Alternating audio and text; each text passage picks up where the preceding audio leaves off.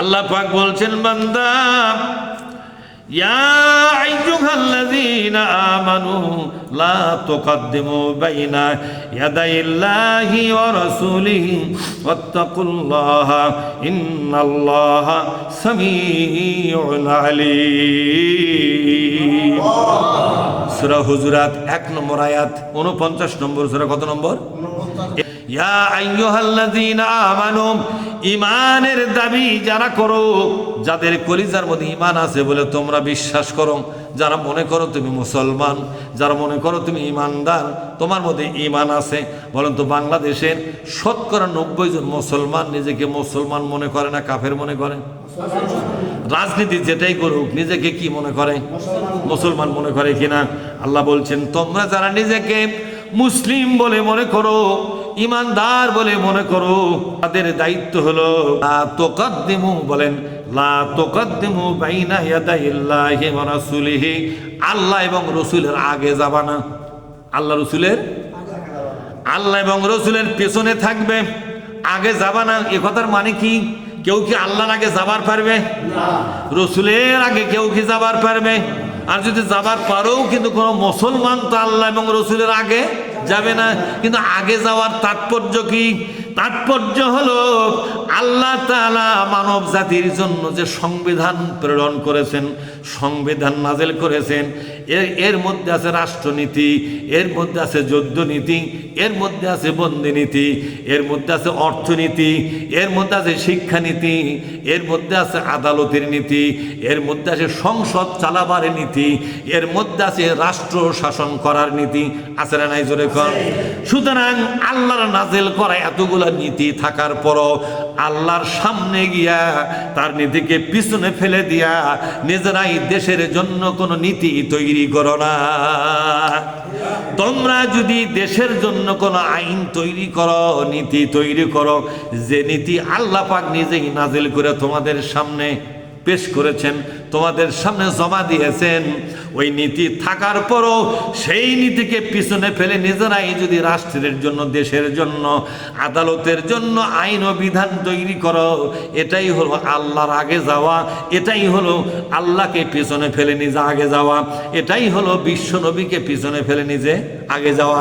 আল্লাহ পাক বলছেন, আল্লাহ এবং রসুলকে পিছনে ফেলে ইমানদার হয়ে যদি আগে যাও, ইমানদারে আমি আল্লাহ কথা দিলাম তোমার ইমানটা নষ্ট হয়ে গেল, ইমান থাকলো না। তোমাদের ইমান আনার পরে তোমাদের দায়িত্ব হলো আল্লাহ রসুলের পেশ করা, আল্লাহ রসুলের তোমাদের সামনে জমা দেওয়া শাসন ব্যবস্থার পিছনে থেকে আল্লাহর কোরআনটাকে সামনে নিয়ে যাওয়া, যেতে যেতে আল্লাহর কোরআনটাকে সামনে নিয়ে যেতে যেতে সংসদ পর্যন্ত পৌঁছে দেওয়া, আল্লাহর কোরআনকে আদালত পর্যন্ত পৌঁছে দেওয়া, আল্লাহর কোরআনকে ব্যাংকে পৌঁছে দেওয়া, আল্লাহর কোরআনকে শিক্ষা ভবনে পৌঁছে দেওয়া, আল্লাহর কোরআনকে দেশের সর্বোচ্চ ক্ষমতার জায়গায় পৌঁছে দেওয়া। বঙ্গভবন চলবে কোরআন দিয়া, সংসদ চলবে কোরআন দিয়া, শিক্ষা ভবন চলবে কোরআন দিয়া, অর্থনীতি চলবে কোরআন দিয়া, সাংস্কৃতিক অঙ্গন চলবে কোরআন দিয়া। এ কোরআনকে ঠেলতে ঠেলতে সেই জায়গা পর্যন্ত নিয়ে যাওয়া হলে ইমানদারের দায়িত্ব।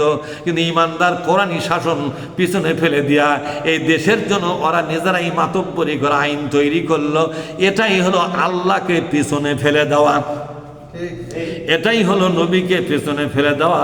আল্লাহ পাক বলছেন, ওয়াত্তাকুল্লাহ, আল্লাহকে ভয় করো। এই কাজটা যদি করো আল্লাহর পক্ষ থেকে চরম প্রতিশোধ নেওয়া হবে, তোমাদের ইমানটাকে সিজ করা হবে, ইমানটাকে বাতিল করা হবে। এই অপরাধে তোমাদের ইমান ভেঙে যাবে, তোমাদের মুসলমানিত্ব ভেঙে যাবে, আর তোমাদের সবটুকুন ভেঙে যাবে যখন তোমরা নিঃসন্দেহে জাহান্নামী হবে। কি হবে? জোরে কোন। এজন্য আল্লাহ তাআলা বলছেন, ওমান আরাদা আন যিকরি ফাইন্না লাহু মাঈশাতান দানকা। যে ব্যক্তি আল্লাহর কোরআনকে জীবনের একমাত্র আদর্শ মতবাদ হিসেবে গ্রহণ করবে না, আমি তার জীবনটাকে দুর্বিষহ করে দেব, কেরাসিন করে দেব। অনাহাসুরুহু ইয়াউমাল কিয়ামাতি আমা, কিয়ামতের দিন আমি তাকে অন্ধ করে উঠাবো। দুনিয়ার সবাই চোখ দিয়ে দেখতে পাবে, ইমানদার হইয়াও যদি কোরআনকে পিছনে ফেলে চলে যায়, এই লোকটার কাছে দুইটা চোখ কেড়ে নিয়ে তাকে অন্ধ করে পরকালে উঠাবে, কিছুই দেখতে পাবে না। নাউজুবিল্লাহ বলেন। সবার চোখ থাকবে, এদের চোখ থাকবে না। এরা বলবে, আল্লাহ লেমা হাসারতানি আমা ওয়াকাদ কুনতু বাসীরা, আল্লাহ আজকে তুমি আমাকে অন্ধ কেন করলে, আমার তো দুইটা চোখ ছিল।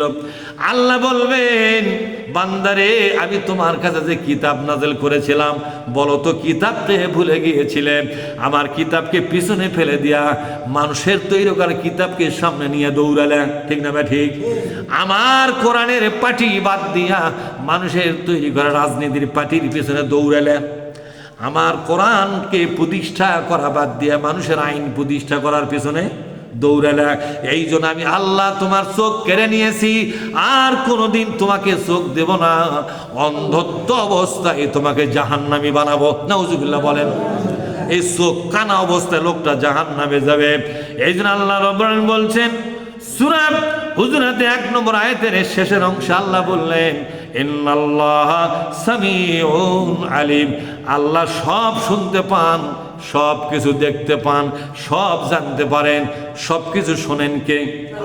কেউ যা শোনে না তা শোনে কে? কেউ যা জানে না তা জানে কে?